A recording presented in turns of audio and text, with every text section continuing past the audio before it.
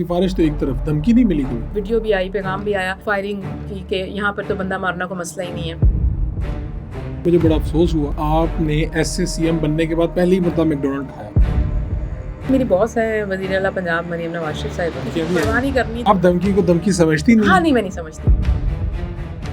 Expired syrup ice cream पर डाल के किसी के बच्चे को पिला देंगे, आप एक्सपायर्ड ब्राउनी काट के डाल देंगे किसी चीज में, फिर उनको क्या करूँ? उनको फूलों के हार गुस्सा तो आता है। मोटरवे पे फ्रूट के रूटीन में आपको 80 रुपए का मिलता, 700 का मिलता, तो कैसा लगता है आपको? कुछ महीनों में सीएम की डायरेक्शन के ऊपर 13 से तकरीबन 500-550 लोग सस्पेक्ट किए निकाले। तमाम जो रेस्टोरेंट्स हैं, बड़े रेस्टोरेंट्स, बड़े नाम, coffee shops, food cell point, ice cream point, chocolate point, कुछ भी हो, हम इन सब की एक थॉरो किस्म की अब करने लगे हैं जांच पड़ताल। एक बहुत मुझे क्रिटिसिज्म करते हैं लोग के सब्जियों पे जाकर गरीब को यार गरीब को पकड़ लिया, अमीरों को रेडी वाले। फारूक वड़ाई शो में खुशामदीद।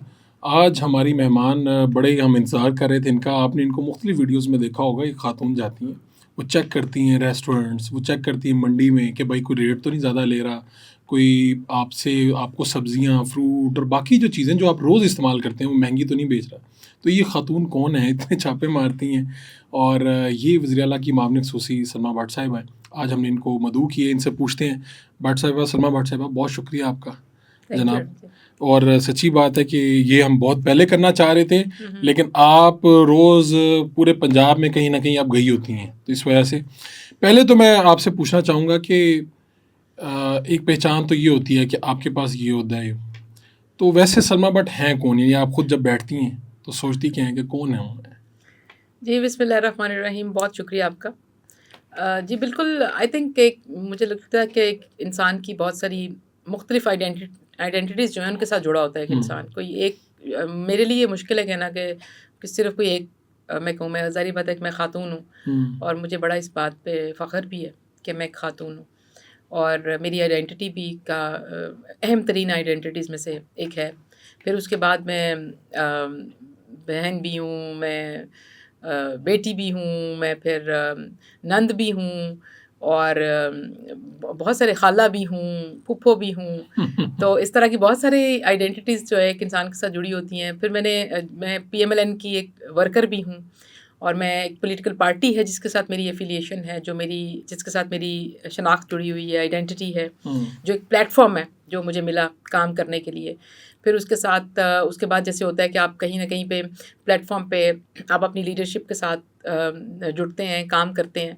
तो अभी जो CM पंजाब हैं मरीम नवाज शरीफ साहिबा, उनके साथ मैं उनके एज टीम मेंबर भी हूँ, और ये भी मेरी आइडेंटिटी है। मैं काम की बिल्कुल। सलमा भट्ट कहाँ से आई, सियासत में कैसे आई, इससे पहले आप क्या कर रहे थे? आप दूसरी मरतबा पंजाब असम्बली पहुँची हैं, तो मुझे थोड़ा सा याद पड़ता है कि पहली मरतबा थोड़ा सा लेट ताख़ीर से पहुँची थी आप, तो मैं चाहूँगा वो भी पता चले। लेकिन आपका बैकग्राउंड क्या है, पढ़ी कहाँ से, ताल्लुक़ कहाँ से है? मेरा रावली से ताल्लुक़ है, गुजरांवाला से, जो टाउन है। और मेरा कोई किसी सियासी घराने से, सियासी बैकग्राउंड से बिल्कुल भी ताल्लुक़ नहीं है। और ना कोई ऐसा था कि कोई बहुत, जैसे कहा जाता है कि एक एलीट क्लास से ही लोग आ सकते हैं सियासत के अंदर, कोई बहुत सनतकार हों या बहुत कोई लैंडलॉर्ड हों, या कोई ऐसी कोई चीज़ें पीछे सियासी लेगेसी हो। ऐसा बिल्कुल भी नहीं था मेरे केस में। और बल्कि जब मैं MPA बनी थी तो मेरे दोनों वालिदैन की वफ़ात हो चुकी थी।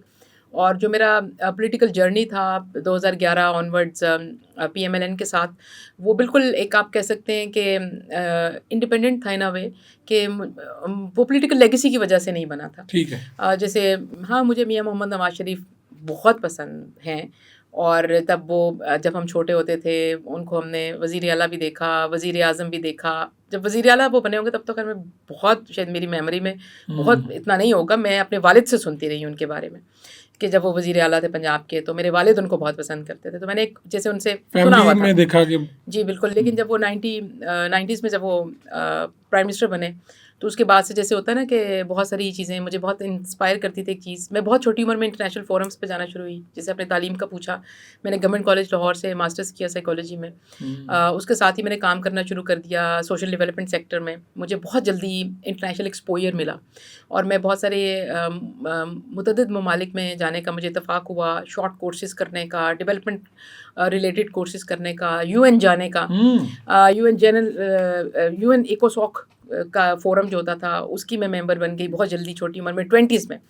फिर मैं जैसे अमेरिका में स्कूल फॉर इंटरनेशनल ट्रेनिंग है वर्मोंट में, वहाँ पर रही मैंने। वहाँ से मैंने पीस बिल्डिंग में, कॉन्फ्लिक्ट ट्रांसफॉर्मेशन में, पब्लिक पॉलिसी में बहुत एक्सटेंसिव जो है वो तालीम हासिल की। फिर उसके बाद मैंने ईस्टर्न मेनोनाइट जाने का मुझे मौका मिला। जॉन हॉपकिंस में मुझे एक शॉर्ट समर कोर्स करने का मौका मिला। फिर मैं उसके बाद, जैसे ये तो मैं अमेरिका के हवाले सब कुछ बता रही हूँ, फिर मैं यूरोप भी गई। पूरी दुनिया घूमी है हाँ, आपने, मैंने पढ़े बहुत भी? सारी जगह यूरोप गई।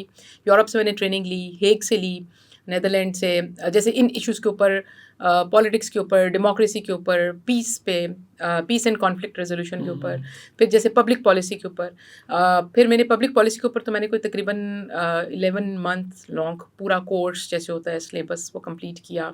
डिग्री से बिल्कुल 1 महीना पहले मैंने जैसे उसको छोड़ा और मैं कहीं और डाइवर्ट हो गई। और फिर वो एक पूरी मेरी थी, आप कह सकते हैं बैकग्राउंड ओरिएंटेशन थी डेवलपमेंट सेक्टर में काम करने की, शायद जिसने मुझे बहुत हेल्प किया मेरी ट्रेनिंग ने और वो सारे टाइम ने।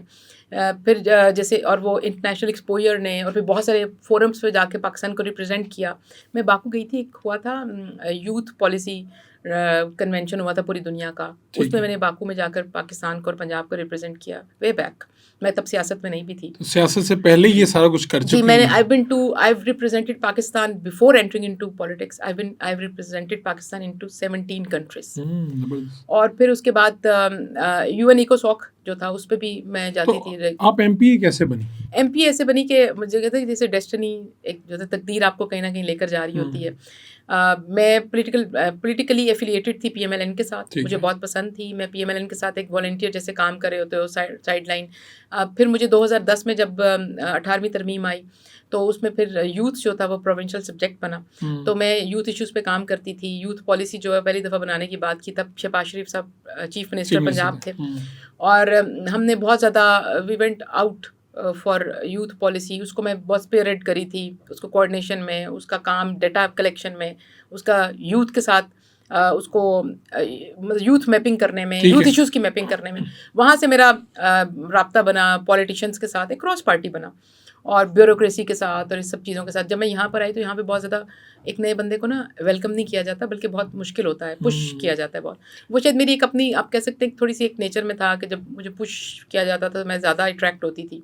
तो आई थिंक वो जो फोर्स ऑफ अट्रैक्शन है वो मुझे खींच के ले रास्ता रोका जा रहा था और आप आगे आ हाँ, गई। फिर मुझे, लेकिन मुझे सियासत में अच्छा लगा। मुझे अच्छी सपोर्ट मिली। मैंने हमजा साहब के साथ भी काम किया। मैं 2018 ऑनवर्ड्स कुछ अर्सा उनसे जब मैं मैडम मरियम से मेरी मुलाकात हुई, तो फिर मुझे बड़ा एक एक वहाँ आके फिर मैं कनेक्ट बहुत ज़्यादा कर गई। तो पता कैसे चला कि मैं एमपी बनने जा रही हूँ? वो सारा जब 2018 के इलेक्शन में मुझे मैंने एमपीए के लिए जब अप्लाई किया तो मेरा नाम उसमें 31वें नंबर पे आया था लिस्ट के अंदर। तो हमारी पहली 30 एमपीएस बनी थी। तो आप सिर्फ एक नंबर से मैं बाहर रहेगी, पीछे रहेगी। लेकिन बहुत सारे लोगों का ख्याल था कि इट्स अ बैड लक, लेकिन मुझे लगता था कि नहीं, it's never a bad luck, और ठीक है, नहीं अच्छा, हुआ। आप मुतमिन रही? मैं, हाँ, मुझे कोई वो सोचा नहीं यार मैं सिर्फ एक से रह गई हूँ, हाँ, मुझे कोई बहुत कोई गम ही नहीं थी, करीब पहुंच के एमपी नहीं बन सके। मुझे कोई बहुत दुख नहीं था इस बात का और कोई बहुत गम नहीं था। मैं अपना काम मैंने कंटिन्यू किया, क्योंकि मुझे लगता है कि जब आप काम करें, ये मैंने लर्न किया था बहुत पहले। मैं अपनी वालदा से, मेरी वालदा की जल्दी वफात हो गई थी, मैं बहुत छोटी थी तब।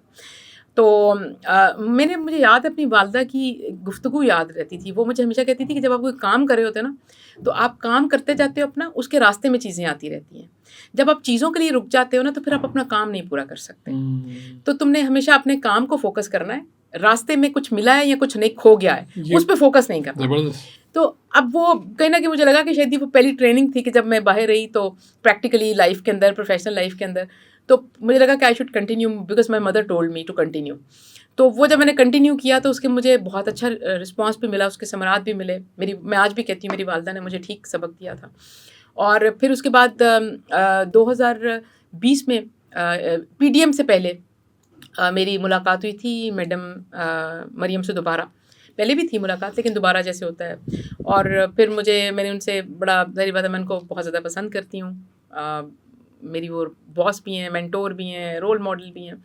तो फिर तब तक मैं भी एमपी नहीं बनी थी जब मेरी इनसे दोबारा मुलाकात हुई थी, और तब बड़ा टफ टाइम था पार्टी के ऊपर। तो खैर the way she started taking care of me, और उन्होंने जैसे मुझे केयर ऑफ मीन से मुराद है कि जिस तरह काम देना शुरू कर दिया, ठीक है। पार्टी की असाइनमेंट्स के अंदर शामिल करना शुरू कर दिया। वो भी एक यंग टीम अपनी इवॉल्व कर रही थी और उसको बहुत तवज्जो दे रही थी। काम दिया, उनको लगा कि अच्छा पोटेंशियल है, फिर उन्होंने मुझे कहा कि I see potential in you and I want you to come forward and take active part in it. तो मेरे लिए वो बड़ा खुश आइन था, मैं बड़ी एक्साइटेड भी थी। और फिर जब हुआ ये कि कोविड में हमारी एक मेंबर हैं, अल्लाह ताला उनको गरीक रहमत करे, वो काफ़ी सीनियर थी हमारी, उनको कैंसर भी था, फिर उनको कोविड भी हुआ, तो उसमें शी पास्ट अवे। तो उसके बाद बाय डिफ़ॉल्ट ये था कि अगला नंबर ही मेरा था, तो मेरा ओथ हुआ था जनवरी 2021 में, और फिर उसके बाद जनवरी 2023 में असम्बलियाँ टूट गई। तो मैं 2 साल यानी पहले 2 साल लेट आई थी आप? जी बिल्कुल, 3 साल। तो फिर असम्बलियाँ में जल्दी टूट गई। तो फिर उसके बाद मैंने क्योंकि पीडीएम के दौर में मैंने काफ़ी काम किया था क्लोजली मैडम के साथ, फिर उसके बाद असम्बली टूटी है नहीं टूटी है वो मेरा फोकस नहीं था, टू बी ऑनेस्ट। फिर मेरा ये सोचा फोकस तो होता होगा कि यार पहले लेट आई हूँ फिर आई हूँ तो हाँ, टूट गया, मैं जब आई टाइम थी ही नहीं पूरा तो हुआ। मेरे ब्रदर इन लॉ हैं, तो उन्होंने मुझे कहा था कि पहले तुम आई लेट हो, तुम देखना तुम असम्बलियाँ तोड़वाओगी भी। अच्छा, तो फिर ऐसा हो भी फिर गया। ऐसा हो भी गया और मेरा बड़ा मजाक उड़ाते थे घर में, और फिर मुझे कोलीग्स बहुत तंग भी करते थे ऑन अ लाइट, मतलब मैं वैसे ये कहना चाहती हूँ, उन्होंने कहा कि देखें ये इसमें आने के लिए हमें किसी की वफात हुई, कोई इसको तो लाने फिर के लिए, आया। तो ये देखो ये किस तरह से है। हालांकि मुझे याद है उस टेन्योर में पीटीआई की भी खातून की डेथ हुई है, जी बिल्कुल, सिटिंग एमपी जी है बिल्कुल। यूनिवर्सिटी, तो वो डेफिनेटली वहां से भी जो नीचे वाली लिस्ट में होगी वही वो आते हैं, खातून आगे वो एमपी नेक्स्ट बन वही गई आता होगी। है। अच्छा, ये 2024 की हम बात करते हैं, तो कैसे आपको पता चला कि आपको ये जिम्मेदारी दी जा रही है, ये वजारत आपके पास आ रही है, या आपको किस तरह से, क्योंकि अब मैंने देखा कि आपका डिफरेंट है एक्सपीरियंस, इधर से साइकोलॉजी शुरू होती है, आगे से पीस, आगे से डिफरेंट, फिर पब्लिक पॉलिसी, और तो इस इधर पहुंची कैसे हैं आप? इसमें ये सोलली ये जो आप कह सकते हैं कि ये चॉइस या ये पोजीशन मुझे जो दी गई, जहाँ पे मुझे तैनात किया हुआ भी, जी ये जी solely this is I think CM Punjab Maryam Nawaz Sharif Sahiba ने इसका इंतखाब किया है, ओह और उनका ये डिसीजन था कि to give me a chance here, और कि उन्होंने शायद अपना एक बंदा यहाँ पर ला ठीक कर है। देखा, उनका ख्याल था कि मैं यहाँ पर काम करूँगी, कर सकूँगी। और उसके लिए उससे पहले उन्होंने मुझे जब इलेक्शन से पहले भी वो मुझे काफ़ी टफ असाइनमेंट्स दे चुकी थी पार्टी की। ओह उन्होंने मुझे यूनिवर्सिटीज़ के अंदर यूथ मोबिलाइजेशन के लिए भेजा, ख़वातीन को, यंग लड़कियों को मोबिलाइज करने के लिए। मैंने उसमें काफ़ी महीने काम किया, एंड जो उनको अच्छा लगा, और उन्होंने मुझे उसके लिए हमेशा अप्रिशिएट भी किया। और सही। फिर उसके बाद उन्होंने मुझे इलेक्शन कैंपेन्स करवाई मुझसे, बहुत मुख्तलिफ मुश्किल जगहों किस्म पे की। भेजा हाँ, गया आपको। और फिर मुझे डेडिकेटेड भी कराई। उनका जो हल्का है NA 119, जहाँ से वो इलेक्शन खुद लड़ी थी, वहाँ जी पे जी ख़वातीन की साइड की कैंपेन मुझसे करवाई। उन्होंने मुझे कहा कि वहाँ पे तुम करोगी, मैंने वहाँ पे की। फिर उसके बाद पोस्ट इलेक्शन भी ये था कि जैसे मैं, और फिर मुझे सबसे पहले मीडिया पे लाने वाली मैडम मरीम नवाज़ है। अच्छा मुझे मैडम ने इलेक्शनों से पहले की बात है ये, once she said to me के Salma I see potential in you, तुम मीडिया पे आ सकती हो, तो ज़रा ट्राई दैट, किसी शो में आओ और मुझे करके दिखाओ। तो एक पीटीवी का प्रोग्राम था, उन्होंने मुझे कहा, ऐसे ही कहा बुलाना चाहते हैं, तो मैं चली गई, और मैंने वो रिकॉर्डिंग करके जब आया तो मैंने उनको क्लिप भेजा, तो उन्होंने मुझे क्लिप सुना होगा डेफिनेटली, तो उन्होंने मुझे वापस रिप्लाई भेजा कि I want to see you more, जिसका मतलब था कि अप्रूव हो गया कि भाई हाँ, आपको आना चाहिए। तो बस उसके बाद फिर वो मैंने आना शुरू कर दिया, क्योंकि उनसे मुझे था कि उन्होंने भी कहा, फिर मैंने भी दिलचस्पी बढ़ाई, फिर मैंने उसके ऊपर थोड़ा फोकस भी करना तो शुरू आपको किया। पहली मरतबा उन्होंने खुद ही बताया कि आपको ये जिम्मेदारी दी जा रही है? जी बिल्कुल, मुझे उन्होंने इलेक्शंस के कोई आई थिंक 4 गवर्नमेंट बनने के कुछ 4-5 महीने के बाद उन्होंने मुझे बुलाया कि आके मिलो मुझे, और उन्होंने मुझे कहा कि ये प्राइस कंट्रोल वाली जिम्मेदारी जो है ये मैं तो तुमको आपके आगे क्या रिस्पॉन्स था आपका? मैं उनकी तरफ देख रही थी, और मैं ये सोच रही थी कि क्योंकि उनसे बड़ा मुश्किल काम है। हाँ, मुझे बिल्कुल इतनी मेरे लिए नई चीज़ थी, और उन्होंने कहा कि है ये मुश्किल काम, इसमें कोई शक नहीं है, लेकिन मुझे लगता है कि तुम कर लोगी और कर सकती हो। तो जब वो मुझे ऑनेस्टली कोई मुश्किल से मुश्किल काम पे भी जब वो मुझे ये कहती है ना काम देके कि सलमा ये तुम कर लोगी और तुम कर सकती हो, तो I don't know this is strength जो मैं जिसको साथ लेकर चलती हूँ। फिर मुझे लगता है कि अगर मैडम को ये लग रहा है, पहले हम उनको जब वो CM नहीं थी तो हम उनको मरीम बाजी कहते थे, तो मुझे ऑनेस्टली अभी भी लगता है कि जब मरीम बाजी या मैडम कह रही है ना कि ये तुम कर लोगी, तो मुझे लगता है कि हाँ मैं कर लूँगी। सो ये वो जो एक होता है ना ट्रस्ट और एक जो स्ट्रेंथ है, this is from where I drive my strength. अब आपकी जिम्मेदारी है क्या, इसमें क्या क्या आता है दायराकार मेन क्या रिस्पॉन्सिबिलिटीज़ हैं, क्या आपका ओहदा क्या मांगता है आपसे? ये जी काफ़ी इसका वाइड स्कोप है। हम्म, प्राइमरीली ये एक नया डिपार्टमेंट बनाया गया था, food safety and consumer protection department, जो ठीक। सीएम पंजाब ने इसलिए इसको एक नया डिपार्टमेंट इवॉल्व किया कि ये पहले फूड से रिलेटेड सारी चीज़ें स्केटर्ड थी। कोई इंडस्ट्रीज डिपार्टमेंट में देख रहा था, कोई एग्रीकल्चर कर रहा था इसको, कोई फूड का एक अलग से डिपार्टमेंट था, तो ये मल्टीपल जगहों पे कोई फैला हुआ था। ये सारों को एक अम्ब्रेला के अंदर लाकर food safety and consumer protection department बनाया गया ताकि कोई पॉलिसी डायरेक्शन आ सके, कोई पॉलिसी डिसीजन लेने में आपको आसानी हो सके, फिर आप गेज कर सके कि आप यहाँ खड़े थे और अब आप कितने कदम आगे जा चले गए, कोई सेंस ऑफ डायरेक्शन हो। इसके अंदर इस डिपार्टमेंट के अंदर मुख्तलिफ इदारे आए, जिसमें फूड अथॉरिटी भी है, जिसमें फूड डिपार्टमेंट भी है, जिसको रिवायती तौर पे फूड डिपार्टमेंट कहा जाता था, जिसमें कंज्यूमर प्रोटेक्शन का भी पूरा एक डिपार्टमेंट है, जिसमें जो कमोडिटीज़ विंग भी बनाया गया इसके अंदर। फिर इसमें सहूलत बाजार वाला जो अथॉरिटी है वो भी इसी के अंदर है। जी, वो भी इसी के अंदर है। तो बेसिकली ये, और फिर पामरा जो मंडियों वाला है डिपार्टमेंट, जो पहले एग्रीकल्चर के साथ था, वो भी इसके अंदर पूरी अथॉरिटी जो इसके अंदर हम कर दी गई। तो ये कुछ 6-7 किस्म के इदारे बनते हैं जिनका स्कोप बहुत वाइड है। इसमें एक तरफ प्राइस को कंट्रोल में रखने से मुराद है अफोर्डेबिलिटी बनाना, दूसरी तरफ सप्लाई चेन बनाना, जो इसेंशियल कमोडिटीज़ हैं वो भी मुतासिर ना हो। इसेंशियल कमोडिटीज़ की हद तक हम इसको ज़्यादा रखते हैं। अगर आप मुझे कहें कि जी चलगोज़े और काजू और बादाम भी सस्ते करके दो, तो वो शायद मैं आपसे प्रॉमिस ना कर सकूं, लेकिन जब आलू प्याज टमाटर, जैसे कि सीएम की हमेशा से प्रायोरिटी रही है, अशिया खुरोनोश जितनी भी हैं इसेंशियल कमोडिटीज़ जो हैं, उनको ये फोकस करता है, उसकी सप्लाई चेन को बरकरार रखना, स्ट्रेंथन करना, कि पूरे सूबे में शहरियों को बासानी चीज़ें मयसर भी आएँ और वो काबिले कुव्वत खरीद में रहें, अफोर्डेबल भी हों। बिल्कुल ठीक है। एक तो ये रिस्पॉन्सिबिलिटी है। दूसरा ये है कि क्वालिटी इंश्योरेंस जो फूड अथॉरिटी का है, जो मिल रहा है, हाँ, जो कि एडल्ट्रेशन से पाक फूड हो, जो गंदा खाना ना हो, और लाइसेंस लिए हों लोगों ने, पता हो कि मैन्युफैक्चर कौन है, प्रोडक्शन कौन कर रहा है, ढाबे हैं, रेस्टोरेंट्स हैं, फूड पॉइंट्स हैं, बेकरीज हैं, इवन जो बड़े बड़े मार्ट्स हैं जहाँ पे पैक्ड फूड भी मिलता है वो भी इसके एम्बिट में आती है, मसाला जात हैं, सीरियल्स हैं, जितना भी पैक्ड फूड है, फ्रोज़न फूड है, चिकन है, मीट है, दूध है, ये सब कुछ जो है ये एडल्ट्रेशन से पाक होना चाहिए जो लोग कंज्यूम करते हैं। और उसके साथ साथ जो है ना, इसका जैसे एक्सपायरी, आउट ऑफ एक्सपायरी तो नहीं, एक्सपायरी डेट गुजर गई, आप चीज़ें इस्तेमाल करके लोगों को दे रहे हैं, जो लोगों तक पहुंच रहा है, जो लोग यूज़ कर रहे हैं हिफ्ज़ान सेहत के मुताबिक। अब ये बताइए कि आपको क्या लगता है कि ये जो प्राइस कंट्रोल वाला काम है ये सबसे टफ है, इसलिए कि जब मैं आम रेडी पे किसी दुकान पे चीज़ ख़रीदने जाता हूँ, सब्ज़ी फ्रूट वगैरह, तो कहा तो ये जाता है कि आपकी जो रेट लिस्ट जो रोज़ जारी होती है वो कहती तो ये है कि प्याज आपकी रेट लिस्ट कहती है 25, लेकिन वो बेच रहा होता है 100 रुपये में। आपकी रेट लिस्ट कहेगी किसी चीज़ को 50 तो वो 200 में बेच रहा होगा। तो पहले तो हम उसे कहते हैं रेट लिस्ट, वो कहता है इधर ही कहीं घूम गई ये वो। तो कितना ये चैलेंजिंग है और इसको अब किस तरह से बेहतर किया आपने, यानी आपके आने से पहले क्या सिचुएशन थी और अब क्या सिचुएशन? आपका बिल्कुल सही दुरुस्त सवाल है। ये बहुत बड़ी परेशानी है, आज भी शायद ये 100% एलिमिनेट नहीं हुई होगी मार्केट के अंदर से। मैं सच बात करना चाहती हूँ, चाहे वो मेरी फेवर में इतनी जाए या ना जाए, मुझे इससे फ़र्क नहीं पड़ता। मुझे लगता है कि बात ऑनेस्टली करना चाहिए, और जब हम जिस चीज़ के साथ एट लार्ज पब्लिक जुड़ी हुई है तो उसके ऊपर हमें सच्चाई बोलने की कम से कम हिम्मत करनी चाहिए। और हमारे आने से पहले ये था कि जितनी भी प्राइस लिस्ट होती थी वो सारी सप्रेस्ड होती थी बहुत ज़्यादा।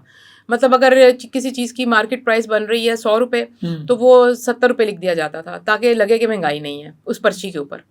तो अब वो क्या होता था कि वो हमारे जो, क्योंकि ये डिस्ट्रिक्ट लेवल पे इसको रेट लिस्ट निकाले जाते थे, एक डिस्ट्रिक्ट दूसरे डिस्ट्रिक्ट से पूछती थी आपने क्या रेट निकाला है, वो कहता था मैंने 70 रुपये, कहता था मैं भी 70 निकाल देता हूँ, मैं 65 निकाल देता हूँ। आगे नहीं देखते थे। अच्छा, वो मार्केट के साथ कभी उसको लाइजॉन ही नहीं किया जाता था, मार्केट के साथ कभी पूछा नहीं, जांचने की कोशिश नहीं की जाती थी कि मार्केट प्राइस क्या है। तो वो लिस्ट जो थी ना, वो डिस्ट्रिक्ट टू डिस्ट्रिक्ट बनती थी, वो बननी चाहिए थी मार्केट टू मार्केट, और उसके अंदर सारी चीज़ों की सप्रेस्ड रेट लिखे जाते थे ताकि उस कागज़ के ऊपर तो महंगाई ना हो। जब मैं आई, जब नई मैं इस्लाम में जाना शुरू किया, मुझे सीएम ने कहा कि फील्ड में जाओ और हर ज़िले में खुद जाओ और देखो चीज़ें क्या हैं। तो मुझे हैरत होती थी कि वो एक प्रेजेंटेशन और एक सफ़े के ऊपर तो महंगाई नहीं है, कागज़ों में महंगाई नहीं है, लेकिन बाहर पूरी दुनिया में महंगाई है, बाज़ार में है, लोग कह रहे हैं चीज़ें, रेट मुख्तलिफ है। अच्छा, फिर बहुत सारी चीज़ों में फ़र्क उसमें ये भी है कि बाज़ औक़ात महंगाई असल में नहीं है। मिसाल के तौर पे अगर 50 रुपये या 100 रुपये से कम सब्ज़ी मिल रही है आपकी, तो वो महंगी नहीं हम उसको कह सकते, वो बड़ी मतलब अफोर्डेबल है। ठीक है। अच्छा, आप देखें कि अगर 70 रुपये 80 रुपये के प्याज टमाटर या आलू की कीमत जैसे 25 रुपये है, 20 रुपये है, 22 रुपये बहुत सी जगहों पर, तो इसको भी उसके अंदर सप्रेस कर दिया जाता था। तो मुझे कभी समझ नहीं आती थी कि जिन चीज़ों की आप सही भी कीमत लिख सकते हैं, वो आदतन भी आप उसकी कीमत ख़राब लिख देते थे, ठीक और है। उसकी वजह से वो मार्केट डिस्टॉर्ट होती थी।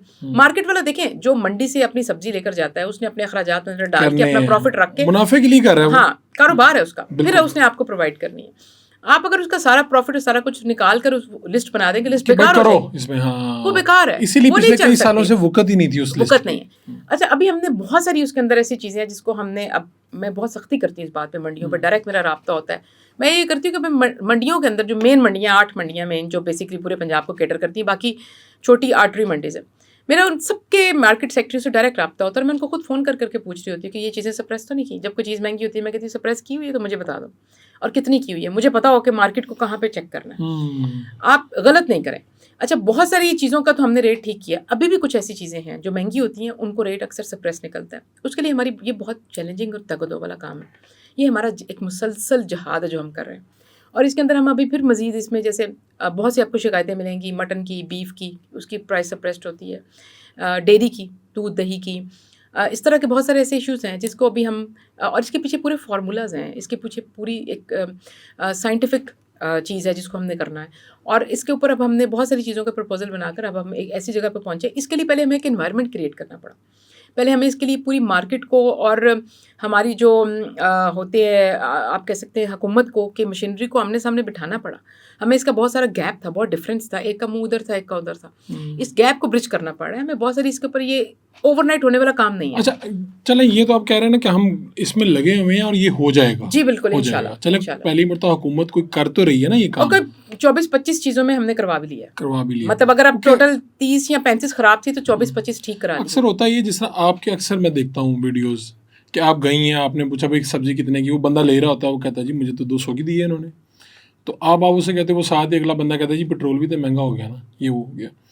अब मंडियों से ही रेट वो ठीक निकल रहा है कि अभी, या अब आपने कहा ना 8 मंडियां तो हमारे काबू में आ गई हैं, क्या मंडियों से अब रेट ठीक निकल रहा है और आगे इस काबिल है कि वो दुकानदार ये ना कहे कि सर मेनू की फाड़े हो, उसको पकड़े जाके? जी, ये बहुत दफ़ा हुआ। हमने बहुत दफ़ा दुकानदारों के पास, जब मैं खुद जाती रही हूँ, चेक भी करती हूँ बहुत सारे मौक़ों पे, जब हम मंडी से जो बहुत सारी सब्जियां जो ठीक रेट पे भी निकल रही होती है ना, जिनमें उनको ठीक रेट मिल रहा होता है, वो भी उसकी आड़ में फिर वो सोचते हैं कि चलो ये 2 ख़राब हैं तो 4 इसकी आड़ में मैं ये भी कर लूँ। असल में जो एक और बड़ा यहाँ पे एक बिहेवियर बिहेवियर का प्रॉब्लम है। बिहेवियर ये होता है हमेशा दुकानदार का कि जो आज दाल लग रहा है ला लो, जो तो फटे गए फिर वेखांगे। अच्छा, अब जो दाल लग रहा है, दाल लगाने की जब एक दिन दाव लगता है ना, अगले ह्यूमन नेचर है, अगले दिन दिल करता है आज भी दाव लगा लो। वो एक दिन फिर जब बकरे की माँ आती है तो फिर दाव शाव पकड़ा जाता है, तो फिर वो उसकी बड़ी कबाहत होती है। अच्छा, एक बहुत मुझे क्रिटिसिज्म करते हैं लोग कि सब्जियों पे जाकर गरीब को यार गरीब को पकड़ लिया है, अमीरों को रेडी वाले को, अमीरों को क्यों नहीं पकड़ते। मैं हमेशा एक बात कहती हूँ पहले भी कि देखिए, एक रेडी वाले से, एक दुकानदार से खरीदने कौन आता है? वो भी तो गरीब लोग आते हैं, मजदूर आता है, दिहाड़ीदार आता है। उसकी विसिनिटी में, जिस इलाके में, अगर वो एक ऐसे इलाके में उसकी दुकान है जहाँ पे कम आमदन वाले लोग हैं, तो जो खरीदार आते हैं पूरे दिन में 100, 150, 200, वो भी तो गरीब लोग आते हैं। तो वो सबसे ज़्यादा मुतासिर, उसके पास कैपेसिटी नहीं है। जी, उनकी कैपेसिटी नहीं है। महंगाई उसकी कमर तोड़ देती है। हाँ, आप वहाँ पर अगर बैठकर गरीबों के इलाके में बैठ के अगर आप किसी के साथ इस्तेसाल करें, तो आप जिन 200 लोगों का इस्तेसाल करें, वो भी तो गरीब हैं। अच्छा, अब ये जो क्रिटिसिज्म आपने कहा ना, इसी से थोड़ा सा आगे चलते हैं। तो पिछले दिनों मैंने देखा कि आप बड़ी बड़ी, जो जहाँ से हम आइसक्रीम खाते हैं, ठंडी मीठी अच्छी आइसक्रीम्स खाते हैं, और बड़े मैं भी यूज़र हूँ, तो वहाँ पर आप गई, आपने छापा भी मारा, सील भी की, और बड़ी बड़ी कंपनीज जिनकी बहुत महंगी आइसक्रीम्स होती हैं। तो एक तो ये भी मिथ कि भाई सिर्फ छोटे लोगों को नहीं, आप हर एक को ही, यानी जो भी कर रहा होगा वो छोटा बड़ा क्या है। लेकिन ये बड़ा ख़तरनाक है कि जो हमारे पास चीज़ आती है वो किसी ऐसे लेबल में आ रही है, बड़ा ज़बरदस्त उसकी पैकिंग है, उसका ब्रांड बहुत बड़ा है, उनकी ब्रांचेस जनाब 100 हैं, और जब आप अंदर गई हैं और देखा है तो हालात ही मुख्तलिफ हैं कि वो हमें दे क्या रहे हैं। तो ख़ुद आपके साथ कभी ये भी एक्सपीरियंस हुआ है कि कोई ब्रांड आप जो खाती हो, आप जब उस ब्रांड के किचन में गई, आपने कहा ओहो मैं क्या खाती रही यहाँ से? जी बिल्कुल हुआ है, ऐसा हुआ है। लेकिन मैं आपके पॉडकास्ट के तवज्जुह से बताना चाहती हूँ कि अब हमने इसके ऊपर एक बड़ी एक्सटेंसिव ड्राइव शुरू कर दी है। अच्छा। अब बता के कर दी है, ठीक है, कि हमने अब, और लाहौर से शुरू की है फ़िलहाल ये ड्राइव, कि हमने तमाम जो रेस्टोरेंट्स हैं, बड़े रेस्टोरेंट्स, बड़े नाम, कॉफ़ी शॉप्स, जितने भी फूड सेल पॉइंट्स हैं, फिर जैसे आइसक्रीम पॉइंट्स हों, चॉकलेट पॉइंट्स हों, कुछ भी हों, हम इन सब की एक थॉरो किस्म की अब करने लगे हैं जाके जांच पड़ताल, अच्छा। कि जहाँ पे एक्सपायरी फूड है, जहाँ पे डेट्स टेम्पर कर लेते हैं। ये भी एक होता है कि एक्सपायरी डेट गुजर गई, इसको टेम्पर कर ली, नई डेट लगवा लेते हैं। अब वो भी मुझे पता है कि अब कहाँ होती हैं। अब वो पॉइंट पे भी मैंने जाना है, वहाँ से मैंने पकड़नी जाके चीज़ें रेकी करने भेजा। ये भी एक सीन है जी बिल्कुल, मैं पहले काफ़ी इन्फॉर्मेशन होती है, फिर रेकी करानी पड़ती है। बड़ा हमने इसका बहुत हमारे वाले काम कर रही है, फिर रेकी करवाओ जाके। ये पूरी एक सीआईडी होती है, पूरा इसके पीछे लगे होते हैं। हम हफ्तों चीज़ें ढूंढते हैं, फिर मिलती हैं जाके हमें, और फिर हम उसके, ऐसा नहीं कि आज मेरा रैंडम दिल किया, मेरा मूड हुआ तो मैं चली जाऊँ। इसका एक प्रॉपर मैकेनिज्म है और इसके ऊपर प्रॉपर रेकी करनी पड़ती है। हम अपने फील्ड में लोग छोड़े होते हैं, हम उनको उनके थ्रू जाके चेक कराते हैं। फिर हमें जहाँ पे कोई पक्की चीज़ होती है, फिर हम वहाँ पर जाकर हाथ डालते हैं। हम इतना कच्चा हाथ नहीं डालते। अच्छा, फिर उसमें एक बहुत क्रिटिसिज्म आता है कि बड़ी दुकानों के, बड़े रेस्टोरेंट्स के, बड़े बड़े जो ब्रांड्स हैं, चेन्स हैं, उनके नाम ना दें, उनकी तस्वीरें ना दें कि जी आपने उनको बदनाम कर दिया, आपने बदनाम कर दिया, आप कारोबार को डेंट करें। देखिए, बात यह है कि अगर एक ब्रांड, ये पूरी दुनिया में, इनसे पूछें कि कहाँ पे ऐसा होता है कि जब कोई एडल्ट्रेशन करता है या फूड क्वालिटी पे कॉम्प्रोमाइज़ करता है, या एक्सपायर्ड चीज़ें बेच रहा होता है, पूरी दुनिया में उसका नाम बेनकाब किया जाता है। पूरी दुनिया में उनको बराए नाम ही सज़ा जज़ा होती है ना, बराए नाम ही सील किया जाता है ना उनको। अब ये तो नहीं हो सकता कि मैंने आपकी दुकान से कुछ गलत निकला, आपका बड़ा नाम है और मैं आपके उसके ऊपर पर्दा डाल दूं और आपको गरीब आदमी की शक्ल भी जा रही है और उसकी दुकान भी दिखाई जा रही है, सील करूं और किसी को बताऊं ना कि आपको सील मैंने क्यों किया। फिर देखिए, बहुत सारे मैगजीन्स में छपते हैं। थोड़े दिन पहले एक बहुत बड़ा नाम है मैगजीन में, वो बन छपा हुआ था कि उनके बन के ऊपर फंगस लगी हुई है, बर्गर के बन के ऊपर। तो वो मैगजीन में छापते हैं आपके नाम। तो वो कहते हैं गवर्नमेंट डिफेम ना करे, हमें कारोबार नहीं करने देगी, करती, गवर्नमेंट करेक्शन चाहती है। देखें, अगर मैं बहुत से बड़े बड़े इस तरह से अब अगर नाम लूंगी, तो मेरे पास कुछ दिन पहले बहुत बड़ी बड़ी जगहों के मालिकान बैठे हुए थे। अच्छा। मैंने उनसे बड़े मुद्दबाना पूछा, ऐसी रेस्टोरेंट्स वाले शामिल थे वो भी अंदर कुछ, और जैसे चेन्स वाले काफ़ी इस तरह से, बेकरीज वाले और इस तरह। तो मैंने उनसे कहा, आपकी कितनी कितनी ब्रांचेज हैं? किसी एक ने कहा 42 हैं, एक ने कहा 62 हैं, एक ने कहा 15 हैं, एक ने कहा 22 हैं, एक ने कहा 9 हैं। इस तरह की वो बता रहे थे अपनी ब्रांचेज। लाहौर की बात करें, मैंने कहा अल्लाह ताला ने आपको इतना दिया, ये 60 40 ब्रांचेज ऐसी तो नहीं चल रही ना, आपका ये रेवेन्यू है और आपका ये कैपिटल है और उसके ऊपर आपको इंटरेस्ट भी आता है, तो आपको रिटर्न ऑन इन्वेस्टमेंट आ रहा है, तो आप इसको कंटिन्यू कर रहे हैं। बिल्कुल। आपके फिर प्रॉफिट्स भी इतने ह्यूज भी होते हैं जितना बड़ा आपका कारोबार होता है और जितनी आपकी फिर सेल बढ़ती है ना। मैंने कहा, जिसकी 40 30 50 60 दुकानें हैं, रोज़ के आउटलेट हैं, उसके ऊपर कितने लोग आते होंगे सिर्फ लाहौर से? मैंने कहा, ये आपके ना लाखों में बनता है कस्टमर जो है। मैंने कहा, आप मुझे कह रहे हैं कि लाखों लोगों को जो आपसे खरीदारी करके जाते हैं, उनके इंटरेस्ट को वॉच ना करूं, आपके इंटरेस्ट को वॉच करूं, आपको सेफगार्ड करूं कि आपका नाम ना आए। मैंने कहा, ये मेरे लिए ज़्यादा मुश्किल फैसला है, क्योंकि मुझे ये सोचना पड़ता है कि एक लाहौर की आबादी में अगर फॉर एग्जांपल 10 लाख लोग रोज़ एक चेन से शॉपिंग कर रहे हैं, बाइंग कर रहे हैं, वो उस पर ट्रस्ट करके जा रहे हैं, उसको पे भी कर रहे हैं, और मैं उसको एक्सपोज कर दूं, तो उन 10 लाख लोगों को मैं अल्टरनेट क्या दूं? क्या कहाँ जाएं? वो कहाँ जाएंगे? वो अगले दिन एक शक की फिजा में होंगे, कि पता नहीं यहाँ से भी ठीक होगा। आपका तो आपके कारोबार से का तो जो बिल्कुल नुकसान जो एक आपके ख्याल में जो है, लेकिन मुझे ज़्यादा अफसोस ये हो रहा था कि 10 लाख बंदे को मैं सब्स्टिट्यूट क्या दूं? ये भी एक सवाल होता है। मतलब this is how I think, मुझे मेरे दिमाग में सवाल उठता है कि ये लोग क्या करेंगे? अब ये अगली दफ़ा ब्रेड लेने, केक लेने, चीज़ें लेने कहाँ जाएंगे अगर ये एक्सपोज किया जाए ये नाम आज इस वजह से? लेकिन अगर देखें, अगर आपकी किसी आउटलेट के ऊपर 1000 kg खोया निकल आएगा फंगस वाला, या आपका जो दूध है वो आप अगर ख़राब इस्तेमाल कर रहे होंगे, आपके सिरप एक्सपायर्ड निकल आएंगे, आपकी आइसक्रीम जो है वो निकल आएगी unhealthy, unfit for human consumption निकल आएगी, तो मैं कैसे छोड़ दूँ आपको? 2 साल से हमने बहुत ज़्यादा ये किया कि चलो जी नाम नहीं दिए, लेकिन अब मैं ये ऑनेस्टली मैं आपके प्रोग्राम में ये बताना चाहती हूँ कि अब हम इस चीज़ का शायद इतना लिहाज नहीं करेंगे। अब जहाँ भी कोई नाम बड़ा है, छोटा है, एक तो हम बहुत एग्रेसिवली इसको अब क्रैकडाउन भी करेंगे और पूरी इसको छानबीन करेंगे। हमने शुरू कर दिया हुआ है, जून में शुरू करना था, हमने कर दिया हुआ है, और हो सकता है आपके पॉडकास्ट के बाद भी मैंने किसी छापे पे जाना हो। लेकिन उसमें यह है कि अब हम जहाँ पे हमें लगेगा कि बहुत ज़्यादा चीज़ें ख़राब की जा रही हैं और बड़े नाम भी हैं, तो फिर एक्सपोज होते हैं, तो फिर हम क्या कर सकते हैं? तो अब पिछले दिनों आपको सामना भी करना पड़ा कि किसी लोगों उन्होंने कहा, कोई एसोसिएशंस भी तो होती है ना हर एक की, जी बिल्कुल, तो उन्होंने कहा कि हम आपको कोर्ट में लेके जाएंगे, बल्कि कोई प्रेस रिलीज भी उन्होंने जारी की। तो आपको डर वर नहीं लगा, या आपको फ़ोन शोन नहीं आए इधर उधर से, क्योंकि बड़े मालकान थे? फ़ोन तो आते हैं, ऐसा नहीं होता कि फ़ोन नहीं आते, और लेकिन मुझे मेरी बॉस है वज़ीर आला पंजाब मरीम नवाज शरीफ साहिबा, अच्छा, जब तक वो मुझे उनका जो है ना, असल में वो मेरे पीछे खड़ी हैं, ठीक है, और मुझे उन्होंने शुरू में पॉइंट करते ही बात की थी कि सलमा ये मुश्किल जगह है और यहाँ पे किसी की डरना नहीं है, और सिफारिशें भी आएंगी, किसी की परवाह नहीं करनी, धमकियाँ भी आएँ, जो भी आए परवाह नहीं करना, मैं I am standing behind you. और मैं ये बताना चाहती हूँ कि मुझे 2 साल का अरसा होने वाला है यहाँ पर, मुझे एक दिन भी कभी मैडम सीएम ने कभी नहीं कहा कि ये क्यों किया है, किसी बड़ी जगह को हाथ क्यों डाला है, या इसको थोड़ा लीनियंट कर दो। कभी नहीं आया, कभी भी नहीं, नेवर। बल्कि कभी किसी बड़े नाम की उन तक पहुंची होगी खबर तो उन्होंने कहा वेरी गुड, ठीक किया तुमने। और उन्होंने आज तक मुझे नहीं कहा कि इसको छोड़ दो, इसको कर लो। लेकिन कोलीग्स भी तो होते हैं ना कैबिनेट में, वहाँ से फोन तो आते होंगे। हाँ आते हैं। जानते मैं नहीं हो, सुनती, नहीं अपने दोस्त मैं हैं, जिस दिन मेरा रेड करके आऊँ मैं फ़ोन ही नहीं सुनती किसी का। अच्छा, फोन आते रहते हैं लेकिन आप सुनती मैं नहीं नहीं सुनती तो अब आप कह रही थी कि हम कोई रेटिंग सिस्टम लाएंगे जी। और उस रेटिंग को ऑनलाइन या आप रेस्टोरेंट्स के उधर करेंगे कि वो रेस्टोरेंट में या बेकरी में कहीं पे भी जा रहे हैं तो उसकी एक रेटिंग है जो आप लोग देंगे, जिसे देख के लोगों को अंदाज़ा हो जाएगा कि यार ये अच्छी रेटिंग वाले हैं, ये बुरी रेट, जिस तरह ऑनलाइन होता है। तो आप ये करने जा रहे हैं? जी बिल्कुल, हम लोग रेटिंग सिस्टम लेकर आना चाह रहे हैं और बहुत जल्द हम चाहेंगे कि इसको हम मुतारिफ़ करा दें।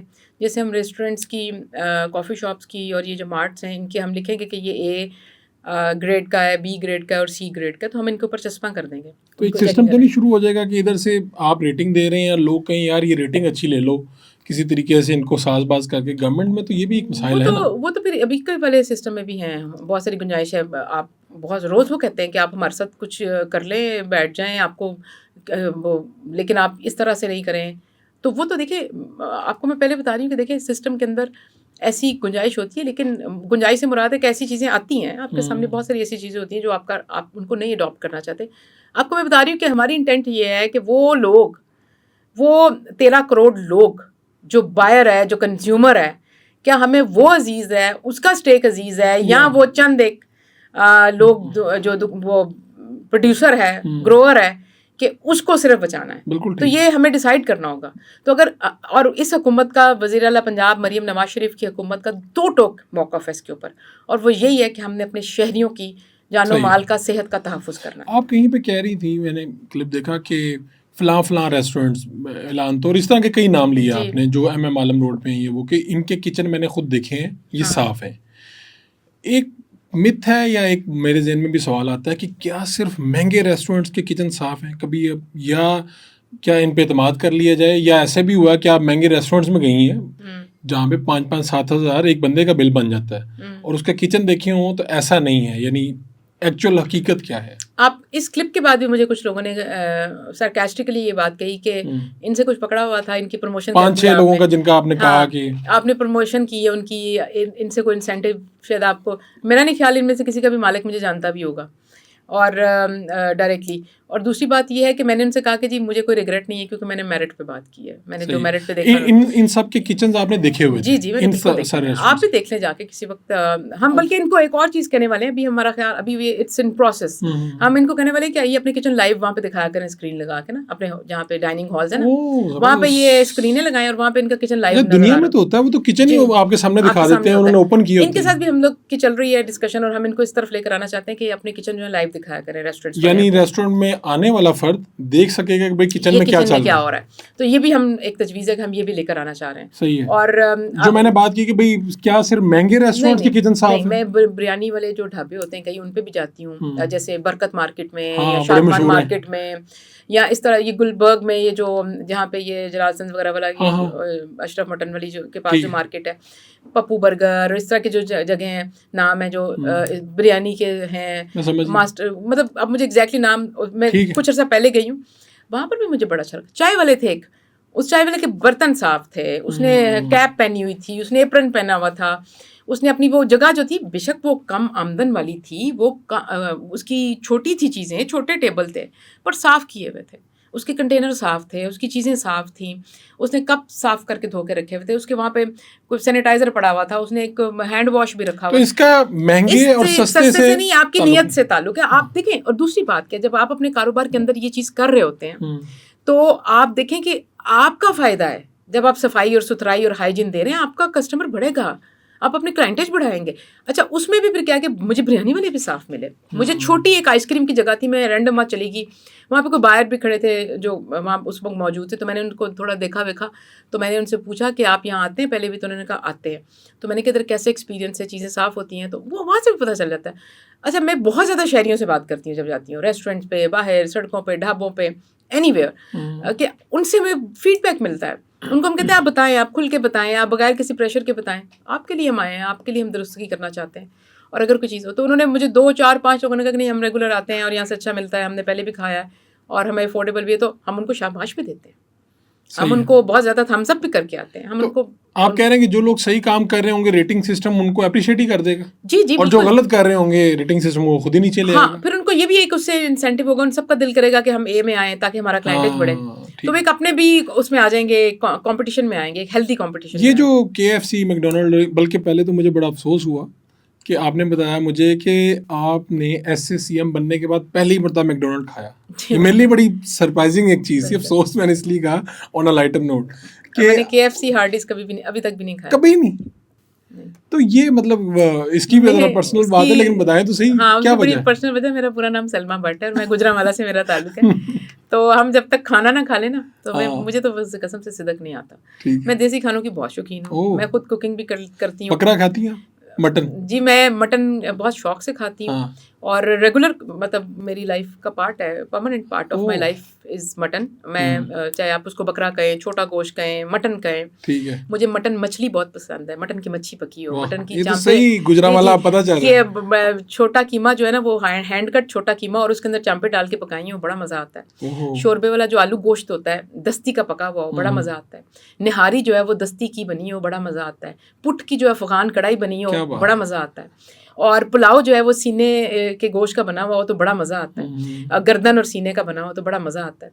यखनी अगर आपने पीनी है तो गर्दन की पिए। आप मुझे बकरे के हर हिस्से का पूछेंगे कहाँ कहाँ कौन सी चीज़ खानी है। रान जो अगर आप रोस्ट करें तो बड़ा मज़ा आएगा आपको। तो मुझे आप अगर एक एक भी जगह चीज़ पार्ट का पूछ लें तो मैं आपको उसका कंजम्पशन बता दूँगी। यानी पता चला कि खुद भी कुकिंग की बड़ी शौकीन है। जी बिल्कुल हूँ मैं काफ़ी मुश्किल खाने भी बना लेती हूँ, जैसे हरीसा है, शबदेग है, निहारी है। टाइम लगता है? जी बिल्कुल लगता है, बहुत टाइम, 2 दिन लगते हैं हरीसा बनने में। शबदेग है, निहारी है, फिर गुश्ताबे हैं, अफ़गानी पुलाव है, उज़्बेक पुलाव है, फिर जैसे सेंट्रल एशियन खाने हैं बहुत सारे, फिर हमारे जैसे आलू गोश्त है, हलीम है, यू नो नेम एनीथिंग, जो इस तरह की कढ़ाइयाँ मल्टीपल टाइप की। तो यही वजह है कि आप ये तंदूर की रोटियाँ प्रेशर कुकर में बना लेती हूँ मैं, और बड़े घर में आराम से। तो यही वजह है कि आपने ये जिसने कहा कि मैंने पहली मरतबा जब ये वजारत पे आई हूँ तो उसके बाद मैंने मैकडोनल्ड खाया, यानी आप बाहर से खाती नहीं थी? मैं बहुत कम खाती हूँ आज भी। मेरी हत्तुल मकान कोशिश होती है कि मैं घर का खाना खाऊं, और मैं मेरी प्रैक्टिस भी यही होती है। और मुझे उसमें भी ना, मुझे रोटी, सालन, चावल, सालन, शोरबा, dal chawal is a comfort food, is always to go food है मेरे लिए ज़िंदगी में। और मुझे इस तरह के खाने बहुत अच्छे लगते हैं, बहुत अट्रैक्ट करते हैं, और मुझे घर का खाने बहुत पसंद है। Simple food, basic food. आप एक लड़की भी हैं, वज़ीर खुराक भी हैं, आप मुझे कह रही हैं दाल चावल भी अच्छे लगते हैं, बकरा भी खाती हूँ। ये मुझे थोड़ा अजीब लग रहा है आजकल, मुझे सोशल मीडिया पे किसी और तरह की वीडियोस आ रही कि लड़कियां शायद ये खाते हुए अच्छा नहीं लगती। सबका अपना अपना इंटरेस्ट होता है, सब अपनी अपनी दिलचस्पी रखते हैं और अपनी पसंद नापसंद होती है। लेकिन मैं तो पालक गोश्त, साग, मकई की रोटी, मक्खन, मैं मूली वाले पराठे, आलू वाले पराठे, कीमे वाले पराठे, तो मैं तो वैसे भी हर तरह के पराठों की भी शौकीन हूँ, और मैं बहुत देसी फूड पर्सन। ये जब आप जाते हैं और आप जाके सील कर देते हैं, आप कहते हैं जी आपकी ये चीज़ एक्सपायर है, ये वो, और मैं देख रहा होता हूँ आप बड़े गुस्से में आ जाती हैं उस वक्त, ये क्या किया हुआ है, ये क्या बेच रहे हैं लोगों को आप, वो तो ये एक सील हो गया। अब इसके बाद कुछ लोग कहते हैं कि जी ये 4 दिन बाद दोबारा खुल गया था, तो वो उसी तरह ही कर रहे हैं। होता क्या है इसका, दोबारा खुलने का सिस्टम क्या होता है? पहली बात तो ये कि जरी मतलब मैं जाकर उनको फूलों के हार तो पहना नहीं सकती कि मैं गुस्से से जाऊंगी, या मैं गुस्से से मुराद है, लोग कहते हैं मुझे आप, अच्छा एक ये भी बहुत है, मुझे किसी ने एक पॉडकास्ट पे बुलाया कि आप मेरे साथ पॉडकास्ट करें। मैंने उनसे कहा जी मैं कर लूँगी। तो उन्होंने मुझे अगला सवाल किया कि आप ज़ाती ज़िंदगी में कभी मुस्कुराती, हंसती या इस तरह भी हैं, या आप उतनी ही वैसी ही हैं जैसी आप रील्स में नज़र आ रही थी? तो मैंने उनसे कहा कि जी मैं बिल्कुल एक normal, modest, humble human being हूँ। शायद आप तो मुझे पहले से भी जानते हैं। और मैंने कहा मैं I am also famous for my wit and light mood among my friends. और मुझे लगता है कि मैं तो बहुत लाइट मूड हूँ और बहुत विटी भी हूँ पर्सनल लाइफ के अंदर। मैं तो हंसे बोले बगैर मैं नहीं वक्त गुजार सकती। और मेरे जानने वाले फ्रेंड्स वगैरह का ख्याल है कि मैं काफ़ी फ्रेंडली मिजाज हूँ और अकोमोडेटिंग भी और कंफर्टेबल टू हैव अराउंड हूँ। तो लेकिन पहली बात तो ये कि ऐसा तासुर ये ऐसा नहीं है, हाँ। मतलब जो मेरी रील्स होती हैं, जो मैं काम कर रही होती हूँ, रेड्स कर रही होती हूँ, छापे मारी होती हूँ, या उसमें मेरी जो, अगर आपको किसी को गुस्से की जो गुफ्तगू लग रही होती है, वो मेरे रोल है, मेरा रिस्पॉन्सिबिलिटी है। मैं अपनी ज़िम्मेदारी से गफलत नहीं कर सकती। और उसमें भी आप देखें कि वो मुझे कभी नहीं लगा कि मैंने सख्ती की है ज़्यादा। हाँ, मुझे लगता जो है कर रहा होता है उसे क्या नजर आता है। हाँ, लेकिन मुझे ये लग रहा होता है नहीं, ये बात नहीं फारूक। अब मेरा सवाल था किसी से, मैंने कहा जी आप जब इस तरह की हरकतें करेंगे, तो फिर आप गुस्सा तो एक्सपायर्ड आएगा। सिरप आइसक्रीम पर डाल के किसी के बच्चे को पिला देंगे, आप एक्सपायर्ड ब्राउनी काट के डाल देंगे किसी चीज़ में, आप एक्सपायर्ड मसाले, जैसे घी को हम जाके चेक करते हैं, आप सोचें कि उसके ऊपर 24 से ऊपर नहीं होना चाहिए घी का, जो हम इनसे कहते हैं, जो रेस्टोरेंट्स वाले फ्राइंग करते हैं ना, हम इनसे कहते हैं कि आप सर्टेन टाइम के बाद अपना घी चेंज करें। अच्छा, ठीक वो है। उसी ऑयल में यूज़ करते करते वो कैंसरस हो जाता है, वो पॉइजन बन जाता है। हमारे पास मीटर होता है, पैरामीटर होता है, उसके ऊपर 24 तक उसका आनी चाहिए रीडिंग, उससे ऊपर नहीं जानी चाहिए। Beyond is poisonous, unfit for human consumption. हम जाते हैं वो 50, 35, 38, 40 निकले। आप खुद सोचें, एक जगह एक दफ़ा सोचें, आप सोचें कि आप खुद वहाँ खा रहे हैं, आपके बच्चे खा रहे हैं, आपके बहन भाई खा रहे हैं, मतलब वो सारे वही लोग होते हैं ना जो आए होते हैं, वो सारे वहाँ बैठे जो खा रहे हैं, आपको पे करके खा रहे हैं, और इतने महंगे आपको, इतनी महंगे आपको पेमेंट्स और आप दे क्या रहे हैं? अच्छा, अब फिर उनको क्या करूँ? उनको फूलों के हार गुस्सा पहनाया तो करूँ, आता है फिर। उनको क्या करूँ? मैं उनके लिए क्यों जाते हुए साथ फूलों की माला ले जाया करूँ कि बड़ा अच्छा काम किया आपने। तो देखिए उस पे वो मुझे सुनने को मिलता है, मुझे बहुत लोग कहते हैं कि मतलब इस तरह की भी आती है, बैशिंग आती है मैं सोशल मीडिया पे वैसे एट लार्ज लोगों का शुक्रिया अदा करना चाहती हूँ। मुझे अच्छा। एट लार्ज बहुत अच्छे कमेंट्स मिलते हैं, लोग मुझे सपोर्ट करते हैं, अप्रिशिएट करते हैं। मैं रेस्टोरेंट्स पे जाती हूँ, ऑन स्पॉट अप्रिशिएट करते हैं, बाहर बाज़ारों में घूमते फिरते अप्रिशिएट करते हैं, कभी लिबर्टी गई हूँ, किसी और अपनी पर्सनल काम पे गई तो हूँ, यही तो आपकी तो ताकत ये है असल। वो मुझे अप्रिशिएट करते हैं। मुझे लोगों से सोशल मीडिया पे बड़े अच्छे कमेंट्स आते हैं, पॉजिटिव कमेंट्स आते हैं, लोग बहुत अप्रिशिएट करते हैं और मैं इनका शुक्रिया अदा करना चाहती हूँ। और इनकी ये अप्रिसिएशन मेरे लिए दिन ब दिन स्ट्रेंथ बनती है कि मेरा और दिल करता है कि मैं, अगर लोगों को इससे अच्छा लगता है, they feel good about it.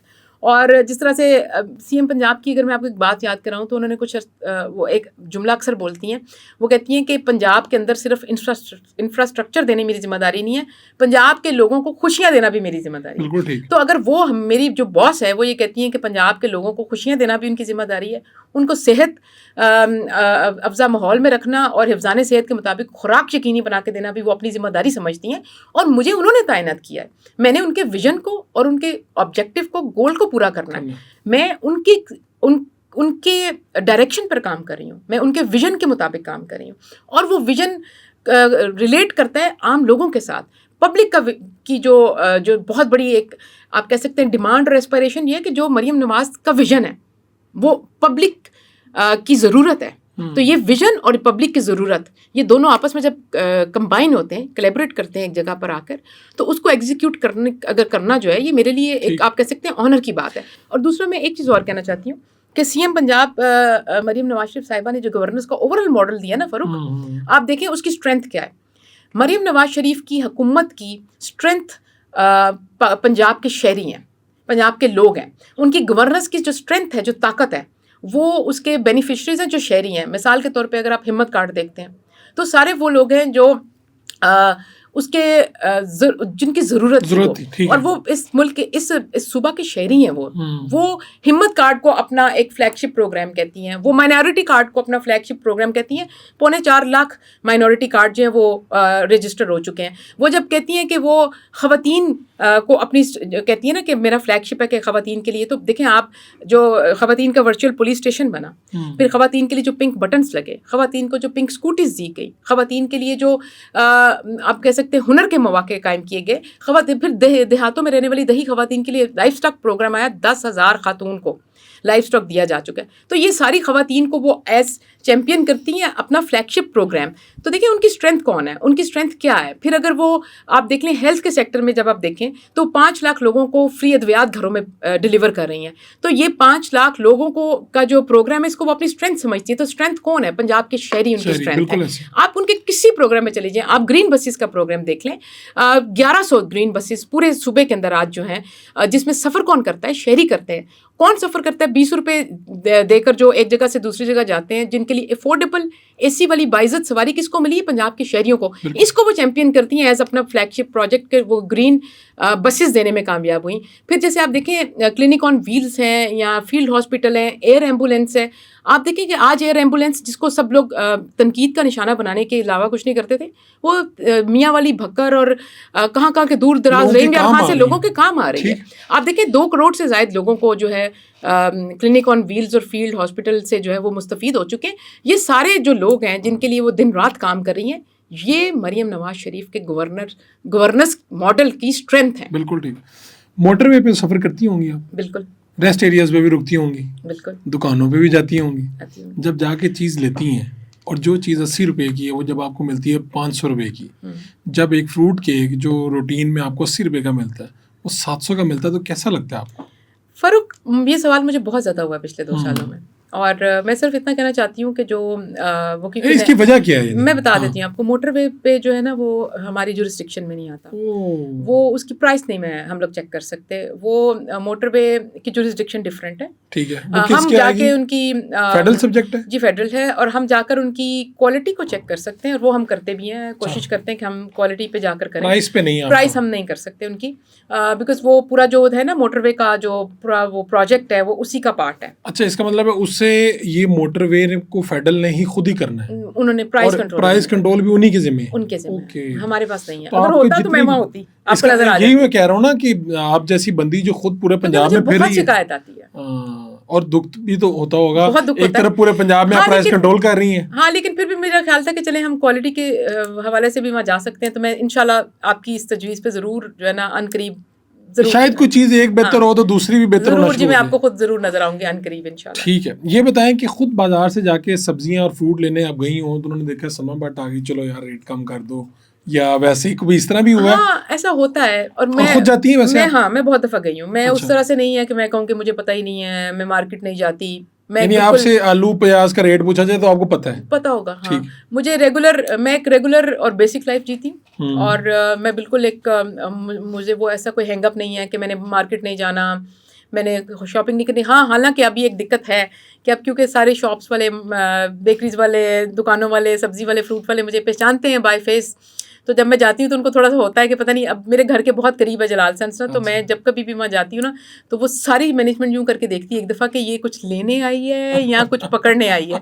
तो मुझे I always have to give them a smile कि नहीं, मैं खरीदारी करने आई हूँ। लेकिन हाँ, जब वो कभी होता है कि वो कहेंगे कि वो कभी होगा, मुझे कभी टोकरी पकड़ा रहे होंगे कुछ ऐसा, तो मैं उनसे कहती हूँ कि ये करने की ज़रूरत नहीं है, लेट मी बी। आपका मैं जैसे नॉर्मल सब ले रहे हैं मुझे वैसे ही लेने थे, इसको इतनी कोई बनाने की जरूरत नहीं। हाँ, सब्जी लेने भी जाती हूँ। बहुत दफ़ा होता है जब मैं बिल बनवा रही होती हूँ तो वो कहते हैं कि बाजी तो इन्ने दी ला देंगे। मैंने कहा बाजी नू ना लाओ, पावे बाकी शहर नू ला देना। तो ये कि मैं बिल्कुल ऐसा होता है, वो कहते हैं कि आप आई हैं तो हमने रेट आपको इतने रुपए कम दे रहे हैं, तो मैं I always stop them not to do that. जो सबके साथ कर रहे हैं वही मेरे साथ। जी बिल्कुल, आई डोंट लाइक इट। तो सिफारिश तो एक तरफ, धमकी नहीं मिली कभी? बहुत दफ़ा। किस तरह की? मैंने कभी आज तक, वैसे मैं थोड़ी सी ना इस तरह से मजाज इस तरह का, मैंने कभी किसी को, जब मुझे होता है ना कोई धमकी मिलती है, बंदा ह्यू एंड क्राई मचा देता है, उसको बता, सीनियर्स को बता, मैडम को बता, अपने ऑफिस में बता, मैं धमकी सुन के कभी किसी को बताती नहीं हूँ। मैं इस कान से सुन के उधर से वापस निकाल देती हूँ। मैंने कभी रजिस्टर्ड नहीं की दिमाग में धमकी, मेरा कुछ ऐसा पता नहीं, मैं कोई डिफ़ॉल्ट है मैन्युफैक्चरिंग के साथ। आप धमकी को धमकी समझती नहीं? हाँ, नहीं, मैं नहीं समझती। मुझे लगता है कि ये काम ऐसा है कि इधर शायद धमकी देने वाला सोचता है कि जैसे इस तरह होता है कि कोर्ट में ले जाएंगे, फिर जैसे कुछ इस तरह की भी होती हैं कि फिर इस तरफ हमारे लिए तो यहाँ पे बंदे होते हैं। शुरू में जब बहुत नई आई थी, मंडियों में जाना शुरू किया तो एक मंडी से मुझे वीडियो भी आई, पैगाम भी आया, और वो फायरिंग की कि यहाँ पर तो बंदा मारना को मसला ही नहीं है। तो उनका ख्याल था कि अभी बहुत से डर जाएगी, तो मैं अगले दिन सुबह 5 बजे अकेली चली गई उधर ही। हाँ, उधर ही सेम मंडी में। हाँ, सेम मंडी में। मैंने कहा जी मैं साथ कोई बंदा भी नहीं लाई, और मैं अपने गार्ड वो जो पीए भी नहीं लाई, साथ ड्राइवर था और मैं थी। तो मैंने कहा मैं अकेली आई हूँ इसलिए ताकि तुम लोगों को गोली मारने में दिक्कत ना हो ना, तो जो उनसे गोली मारनी आज मार लो, क्योंकि मैंने तो यहाँ आती जाती रहना है। तो कल मुझे तुम्हारी वीडियो आई थी तो अब वो सारे मेरी शक्ल देख रहे थे, बहुत सारे लोग, नहीं बाजी किन्ने कीता, सब तो ऐसे नहीं होता। टाइम से पहले पहुंच गई थी ना, गोली का टाइम नहीं होगा। नहीं, वो मैंने कहा था इस टाइम आसानी होगी तो वो खैर इस तरह की धमकियाँ आती रहती हैं, कुछ ना कुछ कहते रहते हैं। फिर एक दफ़ा पोल्ट्री वालों ने भी भेजी इस तरह की, मतलब लेकिन मैं एक बात बताना चाहती हूँ, इसका मतलब ये नहीं कि पोल्ट्री वाले धमकी वाले हैं, आड़ती और सब्जी वाले ऐसे देखिए ऐसे कितने नासिर होते हैं, चंद एक लोग 0.1%, चंद एक परसेंट लोग 0.1% होते हैं। उसी मंडी के अंदर वही आड़ती मुझे अपने सर आंखों पे बिठाते हैं, अपने दफ्तरों में मेरे लिए खोलते हैं, अपनी वो मतलब मेरे साथ बैठ के घंटों डिस्कशंस करते हैं, मैं उनसे कई मुतालबात अपने जो है वो चीज़ें मनवाती हूँ। वही पोल्ट्री वाले जो हैं उनके साथ हम कितना लाइजॉन है हमारा, पूरे सूबे को हम चलाते हैं, वो सप्लाई चेन का हिस्सा है। मतलब मैं उनकी बहुत इज्जत करती हूँ, मैं पोल्ट्री वालों की, मैं आड़तियों की, सब्जी वालों की, गला मंडी वालों की, दूध दही वालों की, गोश्त वालों की, इन सब के जो मेरे एम्बेट में आते हैं, जिनके साथ मेरा वास्ता पड़ता है, मैं इन तमाम रिटेलर हो एसोसिएशन हो, इनकी ब्रोकर एसोसिएशन हो, सप्लायर एसोसिएशन हो, आड़ती हजरात हो, प्रोड्यूसर हो, मैं इन सब की बहुत इज्जत करती हूँ और दिल से एहतराम करती हूँ, और ये एसोसिएशंस काबिल एहतराम है, हमारी मईशत का बहुत अहम जुज़्व है। ये एक डिपार्टमेंट है पैरा फोर्स, ये क्या करता है और इसकी इतना नेगेटिव क्यों है इसके बारे में? यानी पिछले दिनों मुझे अपने एक दोस्त के कैफ़े पे जाने का मौका मिला, तो उसने बताया कि यहाँ पर फेक पैरा की एक टीम आई थी, तो वो उन्होंने कहा जी हम बंद कर देंगे, टाइमिंग का मसला था, तो 50,000 रुपये लेके वो चले गए। तो बाद में किसी ने बताया कि ये तो असल वाली भी नहीं थी पैरा, लेकिन ये जो असल वाली भी है, मुख्तलिफ वीडियोस देखते हैं कि जी ये फ़लाना गरीब है, ये छोटी छोटी चीज़ें बेच रहा था, इसको पकड़ लिया, जब्त कर लिया, ये कर लिया, वो इतनी नेगेटिविटी क्यों है?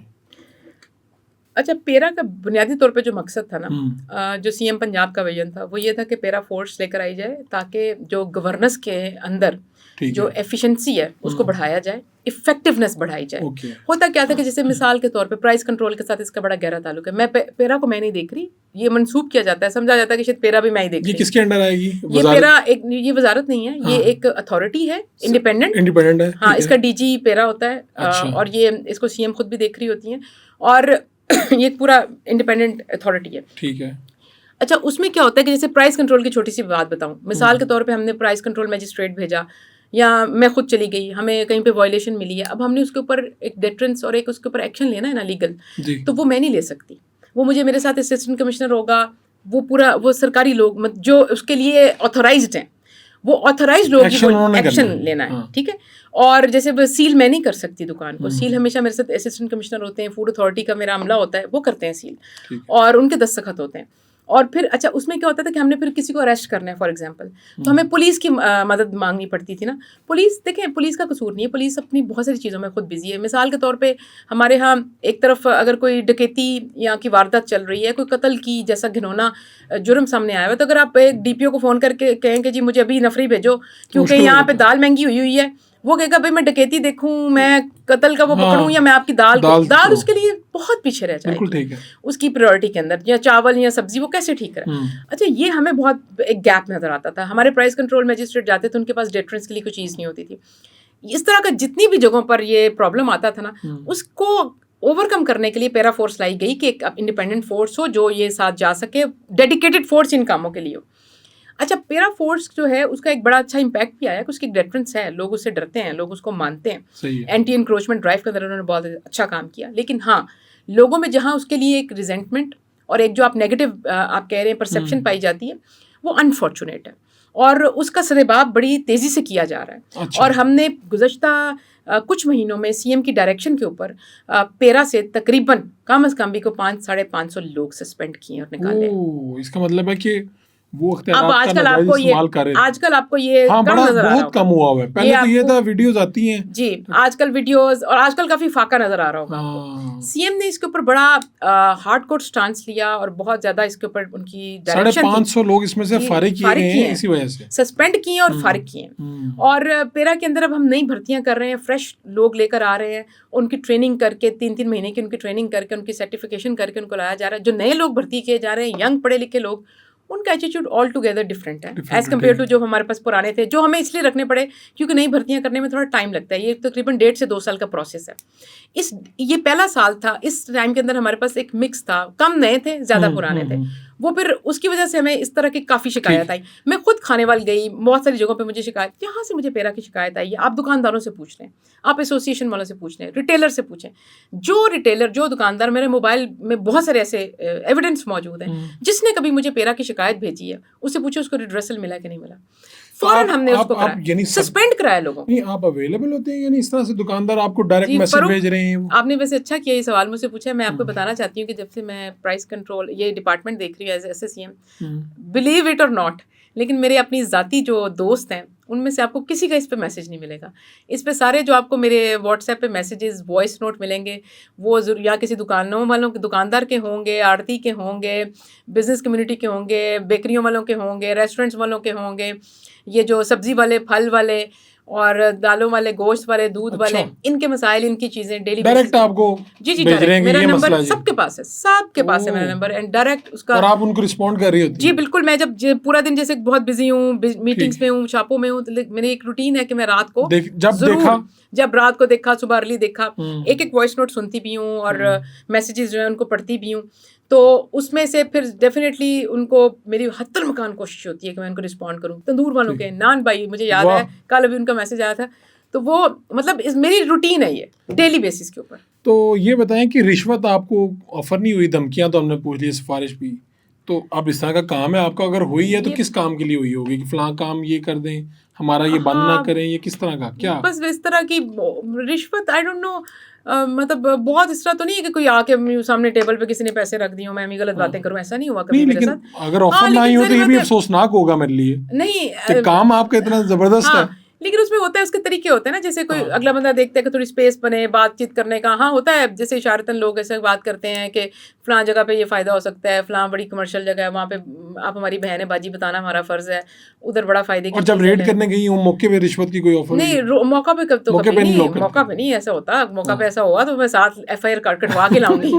लेकिन यह कि जिस तरह की होना, इंसेंटिवाइज करना, चीज़ें बताना, तरीके बताना, या कभी जैसे कभी पूछना आपकी फेवरेट गाड़ी कौन सी है, इस तरह की चीजें हो जाती हैं। फिर आपको हाँ, जैसे बात शुरू करना, ऐसे करना, तो वो आप सिंपली यू कैन ऑलवेज, क्या कौन से ब्रांड पसंद करती हैं? हाँ, लेकिन जैसे मैंने कभी भी, मैं सच्ची बात बताऊं, मैंने इस पे भी कभी हमारी बिजनेस कम्युनिटी के साथ कभी शोर नहीं मचाया, कभी आगे से बहुत रिजेंटमेंट नहीं शो की कि नहीं नहीं क्या कर दिया, निकल जाओ, उठ जाओ, मार दो, काट दो। मुझे ये लगता है कि ये इतना उन लोगों का एक्सपीरियंस है माजी का, जो वो साथ लेकर चल रहे हैं, उनको लगता है कि ये करना एक लाजिम, जो मुझे याद है शुरू में मुझे कुछ चीज़ों के लिए कहते थे बाजी बस घर का एड्रेस दस दो, तो मुझे आरती वगैरह कहते थे ना, तो मैं कहती थी कि की करना चाहिए मेरे घर का एड्रेस, तो वो कहते थे बाजी नहीं ये जायज़ चीज़ां ने, कुछ चीज़ां जायज़ भी होंदियां ने।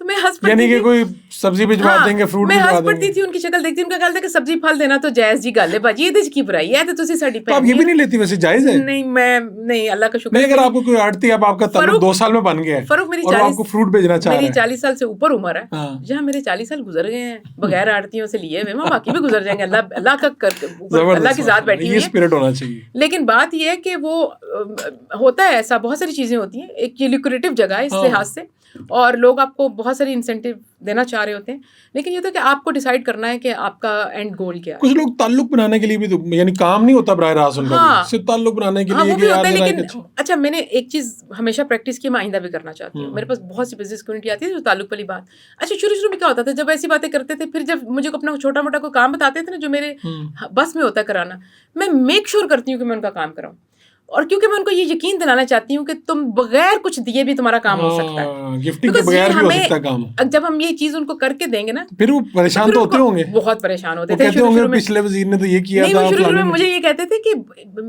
आपको पता नहीं है या आप ऐसे क्यों करती हैं, तो मैं कहती थी मुझे पता है, मैं इसलिए करती हूँ कि तुम्हें ये भी पता चले कि ऐसा भी होता है। समझा होगा मासूम वजीर है, पता ही नहीं इस काम के पैसे भी होते हैं। हाँ, फिर वो मुझे बहुत सी चीज़ों में बताते थे कि बाजी ऐसे काम देते पैसे होते हैं, ऐसे काम दे, मैं ऐसे कहती थी कि आप दुआ कर देना, मैं हमेशा एक ही बात कहती हूँ, मेरे लिए दुआ कर देना। तो लेकिन ये कि मैंने बहुत सारे लोगों को इस तरह के बहुत से छोटे जो उनके लीगल काम थे, जो उनके मेरिट पे जेन्युइन काम थे, हमेशा कोशिश की है कि उनको करके दूं बगैर तोहफे थाइफ, बगैर किसी चीज के, ताकि उनको ये यकीन तो आए पहले दफा काम हो सकता है कि काम बगैर इन चीजों के अल्लाह करे बाकी सारे भी इस पे अमल करें। ये बताएं कि शहरों के लोग तो बहुत खुश हैं आपसे, ये देहातों के लोगों को क्या हुआ, किसानों को क्या हुआ, ये आपसे नाखुश नजर आते हैं? कभी आप चावल की इकसाम बता रही होती है तो इस पे गुस्सा आता है, हाँ। फिर दूसरा वो जिस काश्तकार से बात की है वो इस हुकूमत से या हुकूमत या समझा नहीं पाई कि हमने आपके लिए क्या किया है, या फिर उनके साथ वाकई कोई मसला है जो वो नाखुश है आपसे, क्या हुआ है? अच्छा फ़ारूक, ये बड़ा टेक्निकल सा है, आपका सवाल बिल्कुल अहम है, लेकिन ये टेक्निकल है सवाल और इसको जवाब देना। अच्छा, वो चावलों वाली बात पे तो मैं सिर्फ इतना ही कह सकती हूँ, मैंने कभी इसको एक्सप्लेन नहीं किया आके, और मैंने कभी इसका रिबटल भी नहीं दिया था। ठीक है। वो हुआ, उसका बहुत ज़्यादा उसका बनाया गया, बतंगड़ बनाया गया।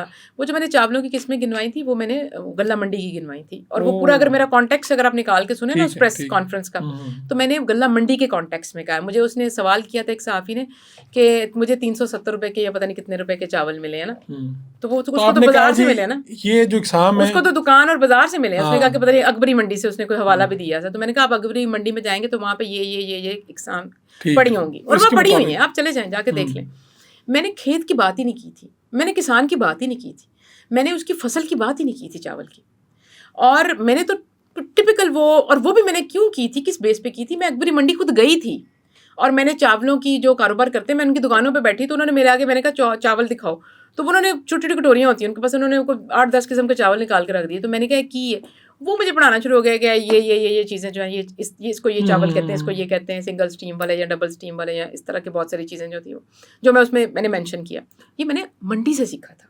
अकबरी मंडी चावलों की दुकान से मैं समझ के आई थी, वरना मैं कोई ऊपर से तो नहीं पढ़ के आई थी सारा कुछ। अच्छा, उसको बिल्कुल आउट ऑफ कॉन्टेक्स्ट यूज़ किया गया कि जैसे मैं किसान की फसल की बात कर रही हूँ। अच्छा, खैर एनीवेज, मुझे किसी किसान के ऊपर कोई गिला नहीं है, कोई शिकवा या शिकायत नहीं। मेरे भाई हैं वो, मेरे भाई नहीं, वो हमारे भाई हैं। वो इस हुकूमत के लिए बहुत अहम है, हमारे आप कह सकते हैं कि सर का ताज है। वो हमारे लिए गला अनाज उगाते हैं और हम खाते हैं, हम उनको बड़ी कदर की निगाह से देखते हैं। और मेरा ख्याल है कि वज़ीर आला पंजाब मरीम नवाज शरीफ साहिबा ने अपने दौरे हुकूमत में किसान को जितना फोकस किया है और जितनी बहुत सारी चीज़ें देखें। मेरी थोड़े दिन पहले मंडी भाव दिन में थी, मैं किसानों के साथ एक कन्वेंशन से मैं बात करी थी, तो वहाँ पर मैंने किसानों से बात कही। मैंने कहा आप बताएं कि जब आपकी बुखार होता है या आपका पेट बिलफर्स ख़राब हो गया, सर में दर्द है, तो उसको ट्रीट किसने करना है? मैं पूछ रही हूँ, बताएं। अगर पेट खराब हो गया डॉक्टर ने करना है, मेडिसिन ने करना है। लेकिन आप मेडिसिन खाएंगे? हाँ, खाएंगे। आप उसके लिए कोई खाना भी चेंज करेंगे? आप बिल्कुल करेंगे। आप अपने को तरीक़ेकार भी बदलेंगे, अपनी रूटीन भी चेंज करेंगे, लाइफस्टाइल चेंज करेंगे, आप उससे निकलने की कोशिश करेंगे। आप चाहेंगे कि आप पेट दर्द में या सर दर्द में बैठे रहें? कभी नहीं चाहेंगे। आप उससे निकलना चाहेंगे ना, आप एफर्ट करेंगे। अच्छा, यही बात मैंने किसानों से ये बात करी थी कि देखिए आप बहुत सारी चीज़ों में, अब देखें दौर बदल गया है। अब हमारी जो खेत में जो किसान होता है वो कहता है कि मेरी जब कोई जिन्स है, फसल आई है, खेत से आके खरीदो, वो मंडी नहीं आता, वो मंडी आना भी नहीं चाहता। ठीक है। अच्छा, फिर मैंने उनसे बहुत दफ़ा कहा कि आप मंडी अपनी फसल ले आए तो आपकी फसल महंगी बिक जाएगी, तो वो कहते हैं कि नहीं 200 कट दे दो, खेत इधर से लो। वो कहते हैं कि मैं कल आवा, मैं गड्डी तार के ले आवा, मनु महंगी पैसे पड़ेंगे। मैं उनसे कहती कि आप 2-4 किसान मिलकर इकट्ठी ले आओ जिसकी कम फसल है, और आपस में किराया बांट लो या कोई हल। फिर उनको हम ये भी कहते हैं बहुत दफ़ा कि आप अपनी जैसे आपकी जो फसल है उसकी सॉर्टिंग ग्रेडिंग खेत पे करो, छोटे आलू बड़े आलू अलग अलग कर दो, पैकिंग जैसे गट्टू है या जिसको जाली कहते हैं, बनाते हैं 50 किलो की। अच्छा, वो उनसे मैं कहती हूँ कि आप इसको तोल के दो, तोल के भी नहीं देते। वहाँ कंडा लगा लो, कंडा लगाना कितना मुश्किल काम है, सॉर्टिंग ग्रेडिंग करना कितना मुश्किल काम है। छोटे आलू अलग करो, बड़े आलू अलग करो, उनकी अलग अलग कीमत बना लो। अच्छा, मैंने उनको बहुत दफ़ा कहा है, मैंने कहा आप फसल उगाते हो, आप एक फसल का 100 किसान इकट्ठा हो जाए और इकट्ठा होकर उसकी कीमत निकाल ले कि भाई हम 100 किसान है, तय कर ले। हाँ, किसान है, हमारा फैसला है कि हमने मिसाल के तौर पे इतने की ये फसल देनी है। तो आप देखें कि उनको हम हर तरह से फैसिलिटेट करने को, लेकिन ये वो सारी चीज़ें जो इनोवेटिव हैं नहीं है। अब ये सॉर्टिंग देखा जाए कि अगर आप जिसे छांट कहते हैं, सॉर्टिंग ग्रेडिंग, हम उसे कह रहे हैं कि छोटे आलू से बड़े आलू लदा करना, या छोटे गंडे बड़े गंडे वक्को वक् करना, सादा अल्फाज में। उसके फिर अलग अलग उसकी पैकिंग बनाई जाए, उसको तोल के किया जाए। वो ये समझ नहीं कर पा रहे इसे कि यार इसे कैसे करेंगे। हाँ, वो कहते नहीं मैंने उगा देती है, बस आगे कौन थोड़ा मैं वो खड़े खड़े बाग बेचने की उसी में है, वो जिस तरह पहले होता आ रहा है, खलोता बाग है मेरा, वेग आप ही आके पोट लो। देखिए आज अब दौर बदल गया है ना, वक्त बदल गया। आज जब आप भी जब जाएंगे, आप जाके किसी का खड़ा बाग खरीदेंगे, उसको तुड़वाना भी आपने, उसकी मजदूरी भी आपने देनी है, उसकी पैकेजिंग भी आपने करनी है, सॉर्टिंग भी आपने करनी, ग्रेडिंग भी आपने करनी है। फिर अगर आपका कोई यहाँ से जाके आगे एक्सपोर्ट का काम है, फिर आपने उसके स्टैंडर्ड्स पूरे करने हैं, तो आप कम से कम पीछे देंगे तो ये सारे खर्चे अंदर ऐड करेंगे ना। सही है। अच्छा, आपकी कोशिश होगी कि मैं कम से कम खेत पे देकर आऊँ। अच्छा, खेत वाला कहता है कि मुझसे तुम 40 रुपए का ले गए हो, वहाँ शहर में जाके तुमने वही चीज़ 400 रुपए की बेची है। ये एक बहुत बड़ा मिडल मैन को कहा जाता है। अच्छा, मैं बहुत दफ़ा हम ये बात कहते हैं इनसे किसानों से कि आप मिडल मैन का सब्स्टिट्यूट आप खुद बन सकते हैं ना, आप मंडियों तक रसाई हासिल करें। आप इसको कुछ तो करें, आधे काम आप ले लें अंदर इसका से। रोल कम कर हाँ, लें, रोल कम कर लें आप, सॉर्टिंग, ग्रेडिंग, उसके पैकेजिंग मुनाफे पे आप उन्हें उधर मसला है कर कि लें। वो मिडल मैन हमारा सारा कुछ ले जाता है। हाँ, लेकिन आप जब अब टाइम चेंज हो गया बेसिकली, मुझे जो समझ आ रही है वो ये आ रही है। अच्छा, फिर सॉइल जो है, सॉइल की क्वालिटी बहुत डिटेरियोरेट कर रही है, फसलें उगाने के लिए यील्ड कम हो रही है।